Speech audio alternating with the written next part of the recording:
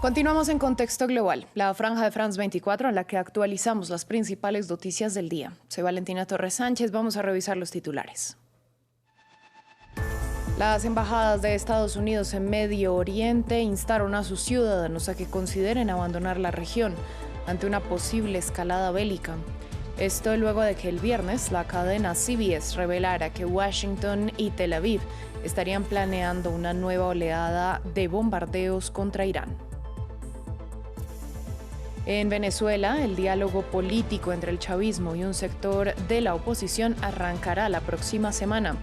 Representantes de ambos sectores acordaron empezar a hablar sobre la atención a las víctimas del doble terremoto y el fortalecimiento de la democracia, entre otros puntos. A una semana de que llegue al poder la ultraderecha en Colombia, un coche bomba explotó en la ciudad de Cúcuta. 14 personas resultaron heridas en el ataque, que fue condenado por el presidente electo Abelardo de la Espriella y fue atribuido a la guerrilla del ELN.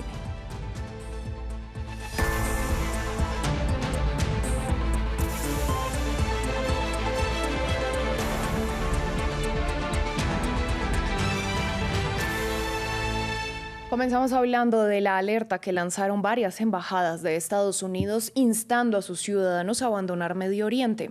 En un comunicado se informó que podría producirse una escalada imprevista de la guerra en la región, por lo que también advirtieron que podrían presentarse cancelaciones de vuelos, cierres periódicos del espacio aéreo y potenciales interrupciones en los desplazamientos. El aviso llega un día después de que la cadena CBS revelara que Washington y Tel Aviv estarían preparando ataques para este fin de semana. Previamente nos amplió desde Washington nuestro corresponsal Cristóbal Vázquez. Estados Unidos e Israel están planeando lo que sería uno de los bombardeos más intensos hasta la fecha contra infraestructura energética iraní, así lo están informando varios medios, entre ellos CBS News.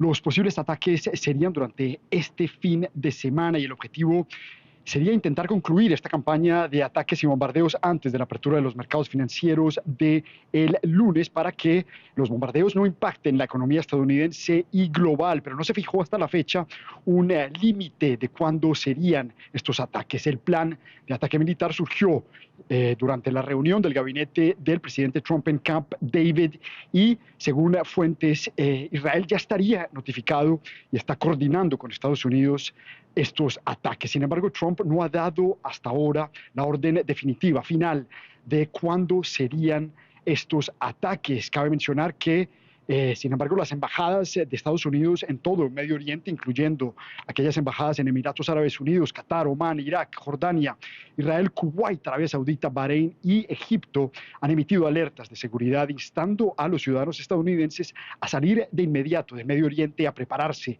para las cancelaciones de los vuelos y cierres del espacio aéreo debido a esta campaña de bombardeos contra Irán que está prevista este fin de semana. Por su parte, Teherán promete volver al Medio Oriente, a la Edad Media, si atacan la infraestructura energética iraní. Entre tanto, el canciller iraní Abbas Araghchi señaló que esos posibles bombardeos de Israel y Estados Unidos serían una agresión que tendría que responderse de forma decisiva. El diplomático hizo la afirmación en una llamada telefónica con su contraparte saudita, pero también conversó con el canciller turco y el comandante del ejército de Pakistán y les advirtió contra cualquier acción temeraria de Washington. Seguimos en la región, pero cambiamos de tema porque el ejército de Israel volvió a atacar la franja de Gaza. El bombardeo se produjo en Deir al-Balá, en el centro del enclave, y afectó ampliamente un depósito médico del hospital de Al-Aqsa. Las autoridades sanitarias de Gaza condenaron lo que describieron como un crimen atroz cometido por los militares israelíes en un hecho que se produce solo un día después de que Hamás confirmara el acuerdo logrado con la Junta de Paz de Donald Trump para entregar sus armas. La ocupación israelí ha cometido un crimen atroz contra el Hospital de los Mártires de Al-Aqsa. Anoche atacó un almacén que contenía suministros médicos para el hospital y los destruyó por completo. Cuando el ejército israelí atacó este almacén, los pacientes y los heridos entraron en pánico y se asustaron. Consideramos esto como la destrucción de la infraestructura hospitalaria en la Franja de Gaza. En otras noticias, en Rusia son al menos 3 los muertos y 21 los heridos en una cafetería de Moscú, en lo que, según el Comité Nacional Antiterrorista, se trató de un ataque bomba. La policía de la capital rusa informó que el hecho ocurrió pasadas las 8 de la noche, hora local. Según medios locales, una mujer no identificada intentó ingresar el aparato explosivo de fabricación casera al local y un guardia de seguridad le impidió acceder hasta que el artefacto estalló, matándolos a ambos y a un cliente. El comité investigador de Moscú continúa las pesquisas del atentado. En Estados Unidos, la policía publicó 2 notas de rescate vinculadas con el secuestro de Nancy Guthrie, 6 meses después de que el caso permanezca sin resolver. Guthrie, de 84 años, desapareció de su residencia en Tucson, en Arizona, el 31 de enero. Su hija, la periodista y presentadora Savannah Guthrie, volvió a pedir datos sobre su paradero. Jesús Yajure nos lo cuenta.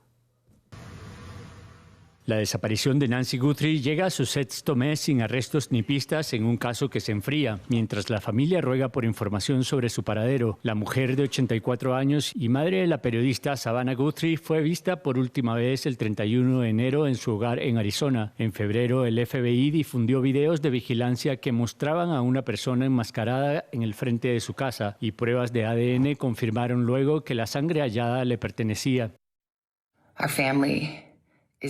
Nuestra familia está sufriendo muchísimo. Vivimos una pesadilla interminable. Hemos hecho todo lo posible y nunca dejaremos de buscarla.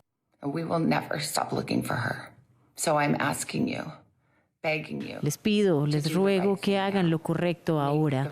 Tomen la decisión correcta. Ayúdennos a encontrarla. Díganos dónde buscarla. Creo que nunca es tarde para hacer lo correcto.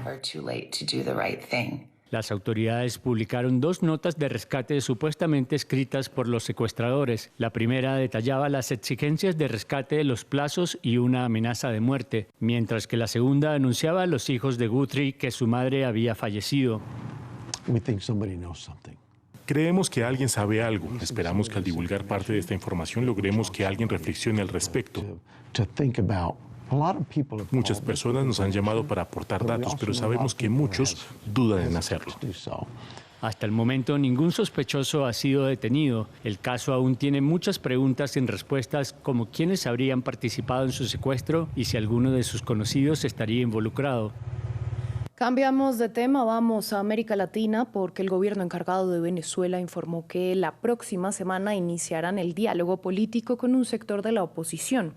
Un proceso que es apoyado por Estados Unidos y que no contará con la participación de la opositora María Corina Machado. Daniela Zambrano, corresponsal en Caracas, nos amplió los detalles.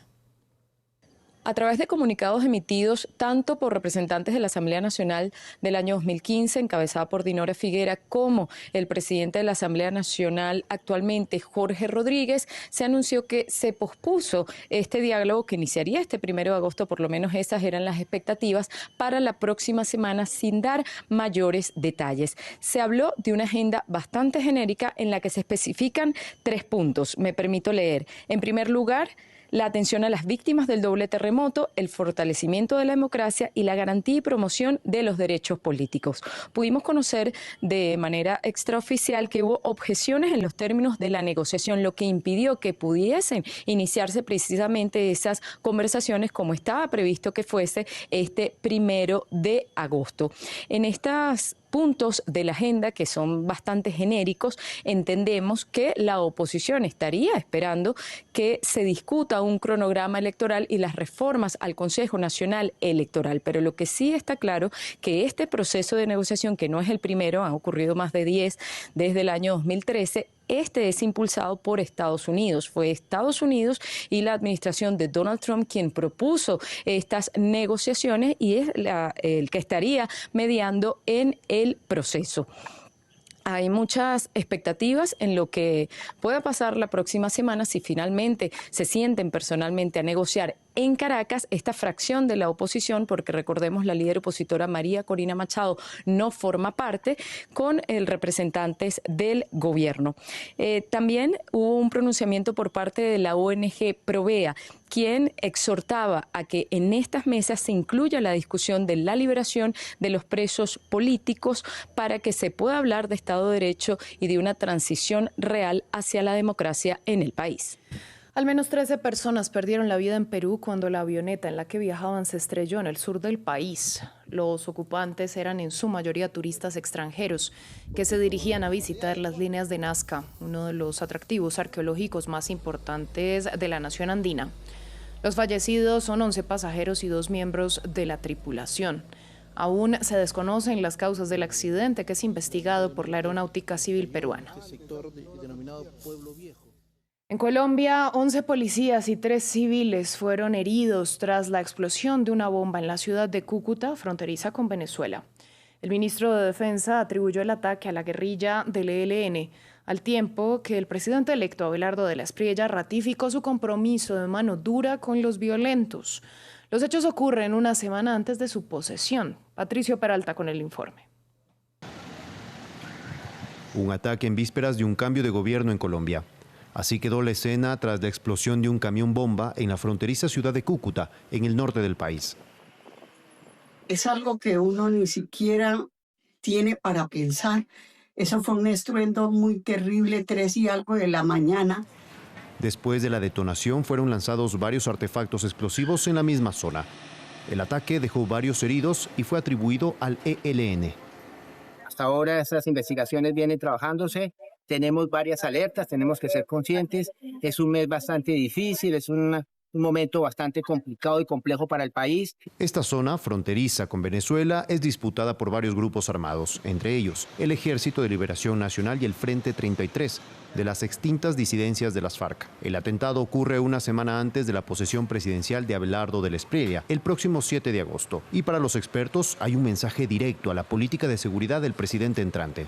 Y lo que hemos visto con el ELN desde la segunda vuelta de las elecciones hace un poco más de un mes es una serie de atentados de distinto índole en distintas partes del país, como para que ellos, según su visión de cómo se entienden y cómo entienden al nuevo presidente, van a, digamos, resistir, presionar y ejercer esa violencia. De la Espriella, por su parte, ratificó su promesa de mano dura contra la violencia. Condeno con absoluta firmeza el cobarde atentado terrorista perpetrado en Cúcuta contra nuestra Policía Nacional. Mi solidaridad con los uniformados heridos, sus familias y con todos los ciudadanos que hoy viven momentos de angustia. Mientras que en el plano político, la oposición al Tigre prepara concentraciones pacíficas para el día de la toma de poder. El senador Iván Cepeda dijo que se realizarán en Bogotá, Cali y Barranquilla como parte de las acciones de su postura de una desobediencia civil ante el entrante gobierno de la Espriella. Fin del informativo, volvemos en breve.